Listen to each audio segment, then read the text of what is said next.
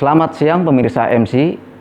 Tanggal 5 Oktober hari ini adalah hari lahirnya Tentara Nasional Indonesia. Kita tahu bahwa banyak sekali peran TNI dalam membangun negara dalam konteks lokal. Dalam hal ini adalah Kodim 09 TNG banyak berkiprah dalam pembangunan di Kabupaten Pasir.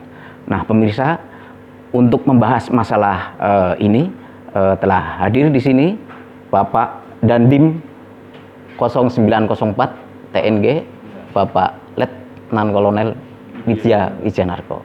Selamat siang, Pak. Ya. Selamat siang, Pak Rofi. Ya. Selamat datang di markas Kodim 0904. Terima kasih. Sebelumnya kami mengucapkan Dirgahayu TNI, Pak, yang Ya, ke-17. Semoga tetap jaya, profesional, dan makin dicintai masyarakat. Terima kasih. Ya. Baik, Pak Dandim, kita langsung saja bahwa peran Kodim 09 TNG ini banyak sekali di dalam rangka membangun daerah di Bumi Daya Taka ini. Di sana mungkin ada TMMD dan lain-lain, Pak. Mungkin bisa dijelaskan, Pak, selama ini kegiatan Kodim 0904 TNG dalam rangka bersinergi dengan pemerintah membangun Kabupaten Pasir. Baik, terima kasih Mas Rofi atas waktunya. Jadi tugas pokok dari Kodim 0904 Tanah Grogot itu umumnya sama dengan tugas pokok di instansi militer lainnya. Karena kita wilayah teritorial, jadi tugas kita lebih khusus yaitu pemberdayaan wilayah pertahanan dalam rangka untuk menciptakan ruang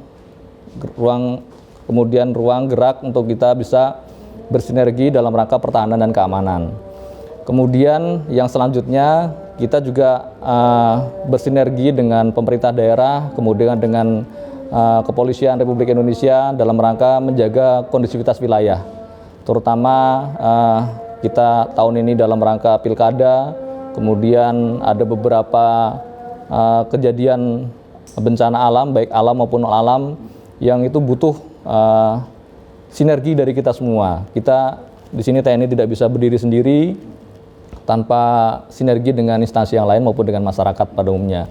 Jadi perlu saya sampaikan juga kepada Mas Rofi bahwa Tentara Nasional Indonesia Angkatan Darat atau Kodim 0904 Tanah Grogot itu bukanlah suatu kasta tersendiri. Kita adalah masyarakat biasa pada umumnya, hanya kita mempunyai tugas dan kewajiban yang lebih banyak dibanding masyarakat yang lainnya. Jadi kalau kita berbicara Kodim, yaitu masyarakat juga gitu kan. Jadi kita tidak bisa dipisahkan oleh masyarakat itu sendiri. Oleh karena itu, seperti yang tadi awal disampaikan oleh Mas Rofi berkaitan dengan TMMD, karya bakti, dan lain sebagainya, itu diminta atau tidak diminta itu sudah melekat pada jati diri kami sebagai Tentara Nasional Indonesia Angkatan Darat. Jadi menjadi seorang tentara adalah bukan keterpaksaan, itu adalah merupakan pilihan atau panggilan Ibu Pertiwi. Jadi kalau jadi tentara itu untuk mencari kekayaan salah masuk, Pak, Mas. Jadi tentara itu adalah panggilan, kita emang ingin mendamarkan diri kita kepada bangsa dan negara bersama dengan rakyat untuk bisa meningkatkan kesejahteraan maupun taraf hidup dari masyarakat yang sudah kita dinasi selama ini. Jadi itu demikian, Pak. Pak, kalau kita melihat hasil TMMD ya, misalkan kemarin saja di Kabupaten Pasir ada jalan yang langsung menembus kalau dari daerah Pasir Melengkong, Pak, itu kan sangat bermanfaat sekali kepada masyarakat. Nah, apakah TMMD bisakah setiap tahun, Pak? Karena melihat manfaatnya dari TMMD ini, terutama ketika dia membuka jalan dan hasil penelitian bahwa biayanya lebih murah kalau melibatkan TNI dalam pembangunan jalan ini. Iya. Baik, Pak Rofi, jadi saya sampaikan di sini bahwa TMMD adalah merupakan tugas operasi, ya kan? Jadi ada struktur organisasi, kemudian ada waktu operasi itu sendiri. Operasi ini ditentukan dari komando atas, dalam hari ini adalah Mabes TNI. Pengajuannya dari sini, kita sudah terjadwal di tiap-tiap kodim, biasanya dalam satu tahun itu ada 3 gelombang. Kita dalam Kodam 6 Mula Warman ini ada sekitar 24 kodim. Jadi dibagi per tahun 3, jadi tiap gelombang itu ada dua kodim. Kalau untuk kodim perbatasan itu tiap tahun biasanya sih ada TMMD. Namun kita karena bukan kodim perbatasan, jadi kita terjadwalkan 3 tahun sekali. Itu semuanya bisa diakselerasikan dengan kepentingan dari Pemda itu sendiri. Kalau TMB kan sudah terjadwal, Pak. Namun kalau dari pemerintah daerah atau dari masyarakat ingin adanya keterlibatan kita dalam rangka mungkin ada akses jalan yang terhambat atau jembatan yang terputus, itu bisa disalurkan keinginan tersebut kepada Pemda. Nanti kita lewat jalur karya bakti namanya, Pak. Ada karya bakti biasa maupun karya bakti atau reguler, karya bakti skala besar.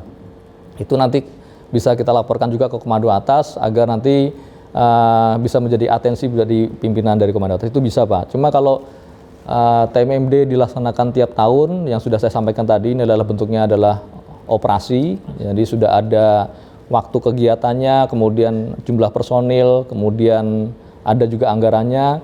Jadi tidak bisa kita membuat jadwal sendiri gitu, Pak. Cuma kalau ingin tiap tahun ada kegiatan seperti itu, biasanya kita masukkan namanya karya bakti.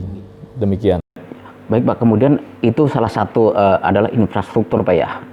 Ada juga tentang peran Kodim terutama dalam hal ideologi, Pak, terhadap pemuda-pemuda kita, terutama dalam rangka meningkatkan wawasan kebangsaan, Pak.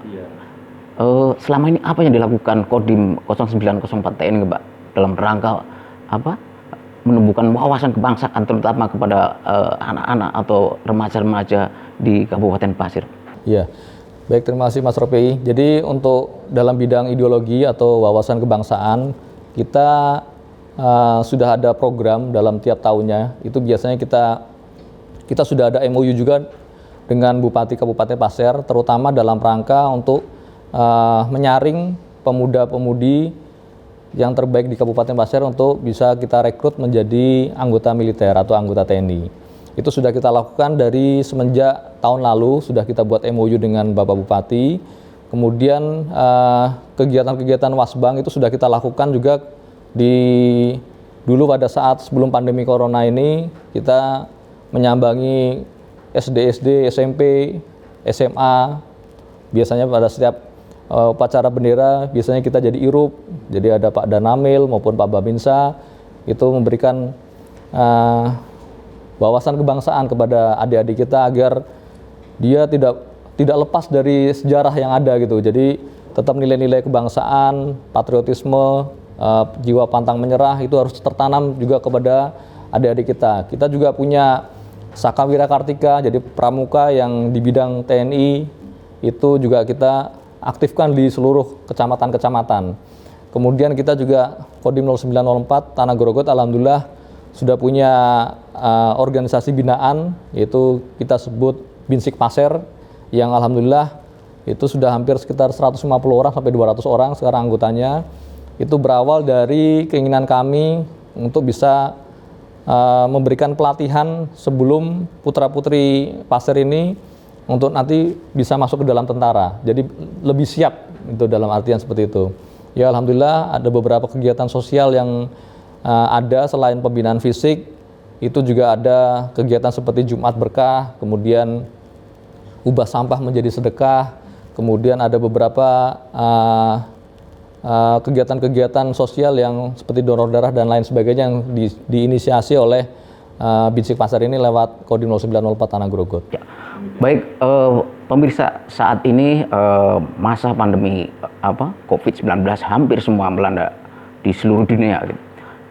Bagaimana peran Kodim 0904 TNI ini dalam ikut berperan bersinergi dengan pemerintah daerah dalam rangka percepatan penanganan COVID-19? Jangan kemana-mana, tetap ikuti dialog kami dengan Dandim 0904 Tanah Grogot, Bapak Letkol Widya Wisyanarko.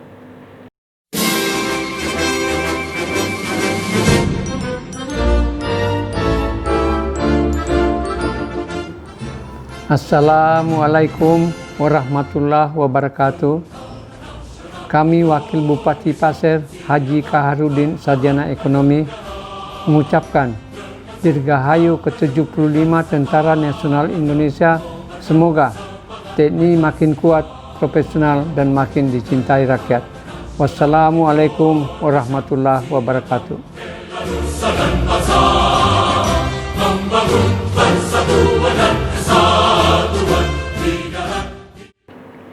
Baik, Pak Dandim, kita juga pengen tahu Pak, selama ini peran Kodim dalam rangka percepatan dan penanganan COVID-19 di Kabupaten Pasir, Pak. Mungkin apa saja yang dilakukan Kodim, dan mungkin sumbang saran atau barangkali ada yang perlu diperbaiki dalam penanganan Satgas di Kabupaten Pasir ini. Baik, terima kasih Mas Rofi. Jadi sejak pandemi Corona itu kita sama-sama rasakan di bulan Maret kemarin itu, jadi sudah banyak langkah-langkah atau kegiatan yang sudah kita lakukan, apalagi kami Dandim 0904 Tanah Grogol ditunjuk sebagai Wakil Ketua 2 setelah Wakil Bupati dalam rangka penanggulangan COVID-19 ini. Yang menjadi PR besar kita semua, dan itu menjadi keinginan besar dari Bapak Presiden Republik Indonesia. Yang pertama, ada 3 target yang harus kita laksanakan segera dalam waktu dekat ini. Yang pertama adalah bagaimana caranya menurunkan angka penambahan positif COVID-19 per harinya. Itu gimana caranya kita semua stakeholder bergandengan tangan untuk bisa menurunkan ini. Kemudian yang selanjutnya harus menurunkan angka kematian atau mortality rate. Kemudian yang ketiga yaitu menaikkan angka kesembuhan atau recovery rate. Itu semua bisa terjadi manakala kita bersinergi. Artinya tetap yang menjadi garda terdepan di sini adalah Dinas Kesehatan dalam ini, terutama dalam rangka untuk mengurangi mortality rate. Karena kan kita tidak bisa tentara itu untuk bisa menyembuhkan atau meningkatkan recovery rate. Jadi begitu angka penambahan positif tinggi, itu harus dibarengi dengan angka kesembuhan agar jarak antara positif dengan yang sembuh tidak terlalu banyak, tidak terlalu besar. Itu harus kita dilaksanakan dengan bantuan dari semua pihak. Yang sudah kita lakukan adalah yang pertama adalah penempatan posko terpadu, terutama di pintu-pintu gerbang masuk dalam pasir ini, ada di Longkali, kemudian di Batu Engau maupun di Muara Komam. Itu sudah kita lakukan. Kita tambahkan lagi di Kecamatan Kuaro, karena di situ adalah terminal pusat pelintasan mau ke arah Kalimantan Selatan. Kemudian selanjutnya kita melaksanakan patroli secara masif dengan stakeholder yang ada. Jadi sehari 2 kali kita, pagi jam 9 dengan jam 2 siang kita melaksanakan apel. Itu bergiliran, kadang-kadang Kodim, di Polres, kemudian di Satpol PP, di Sub, kemudian di BBBD. Itu semua kita lakukan untuk memperkecil ruang gerak kepada masyarakat, gitu kan. Jadi sekarang sudah bukannya daerah lagi penyebaran, jadi kita sudah fokus kepada titik penyebaran, karena kalau terlalu luas juga tidak efektif. Jadi titik penyebaran yang paling mungkin terjadi adalah di pasar-pasar, kemudian di tempat-tempat hiburan, kemudian di tempat rekreasi, kemudian di mal-mal, kemudian kafe-kafe. Itu yang menjadi tempat kita untuk menyasar terjadinya kerumunan yang tidak menggunakan protokol kesehatan, itu yang kita sasar. Kemudian selanjutnya arahan dari Panglima Kodam 6 Mula Warman lewat beberapa kali video conference, kita digagas untuk membentuk tim mobile. Jadi tim mobile ini ada beberapa kelompok. Yang pertama adalah komando mobile, mobilnya sudah kita siapkan juga. Kemudian ada tim sterilisasi, jadi nanti kemudian tim deteksi, jadi mendeteksi penyebaran itu di mana. Kemudian baru tim sosialisasi. Jadi ada 4 tim yang kita buat di situ. Itu sudah berjalan juga sampai dengan saat ini. Kemudian kita juga membuat comment center. Mungkin Mas Ropi nanti setelah ini bisa lihat ke comment center. Di dalam sudah terintegrasi dengan aplikasi Mitra Babinsa yang dibentuk oleh Korem. Jadi para Babinsa kami sudah punya aplikasi itu di HP-nya masing-masing. Jadi apabila nanti ada masyarakatnya yang terindikasi ada yang terkena, itu yang pertama kita lakukan 3T, melaksanakan testing, kemudian tracing, dan treatment. Itu harus kita laksanakan bekerjasama dengan Dinas Kesehatan. Jadi kita sudah buatkan polanya, kita sudah petakan per titik sesuai dengan arahan dari Bapak Presiden juga. Jadi kita melaksanakan micro lockdown. Jadi tidak semuanya di lockdown. Kalau semuanya di lockdown akibatnya ekonominya akan hancur. Tapi kalau lokal lockdown, begitu kita tracing ternyata penyebarannya ada di RT tersebut, jadi hanya satu RT itulah yang di lockdown. Ya, jadi tidak merembet sampai kemana-mana. Jadi itulah yang kita sudah lakukan selama ini.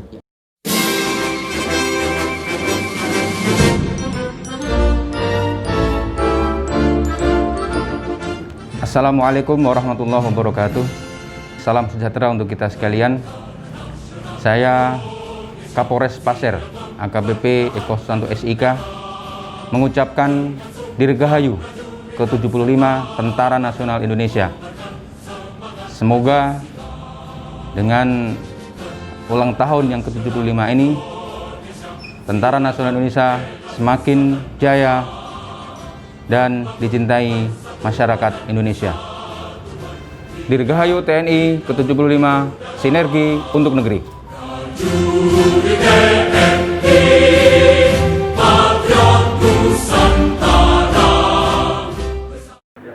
Ya, baik Pak Dandim, sebentar lagi Kabupaten Pasir akan ada hajatan ya Pak ya, demokrasi Pak ya, yaitu pemilihan bupati dan wakil bupati Pasir.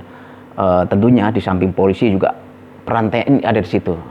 Bagaimana polisi ini, Kodim ini bersinergi dengan Polres Pasir Pak dalam rangka menjaga stabilitas selama proses pilkada hingga nanti pada saat pemungutan suara itu, apa saja yang dilakukan Kodim? Baik, terima kasih Pak Rofi. Itu sudah menjadi hajatan kita bersama selama 5 tahun, ya kan. Ini alhamdulillah Kabupaten Pasir tahun ini melaksanakan kegiatan itu. Kita sudah kemarin memiliki 4 paslon, ya kan. Alhamdulillah kemarin semua mekanisme berjalan dengan aman dan lancar. Kami beserta dengan Bapak Kapolres Pasir kemarin berinisiatif untuk melaksanakan roadshow, yaitu kita yang mendatangi para paslon jemput bola. Karena kita punya tantangan yang besar dalam pilkada ini, yaitu karena pilkada ini berbeda dengan tahun-tahun sebelumnya Pak, karena berada di tengah pandemi corona. Jadi selain nanti ada beberapa pelanggaran masalah pilkada, nanti juga ada beberapa pelanggaran masalah COVID ini, protokol kesehatan ini. Jadi itulah nanti dibentuklah Gakumdu. Jadi ada 3 instansi di situ, ada kepolisian, kemudian Bawaslu dengan Kajari di situ. Kalau kita intinya perbantuan aja kepada mereka semuanya itu. Kemudian kegiatan yang sudah kita lakukan, kita perbantuan dengan Polri. Kita melaksanakan beberapa pengamanan terutama di KPU, kemudian di Bawaslu, kemudian ada di nanti pada saat hari hanya nanti di tempat TPS-TPS yang ada, itu sudah kita rencanakan semuanya. Kemudian kita juga bersinergi dengan kepolisian, dengan intel kepolisian juga untuk bisa masuk ke dalam 4 pasangan calon ini.